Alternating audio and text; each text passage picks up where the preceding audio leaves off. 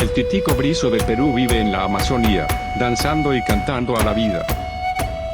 Son monógamos, se alimentan de frutas, insectos, hojas y flores. Esparcen las semillas de las frutas en su entorno colaborando con la biodiversidad. Viven en grupos pequeños.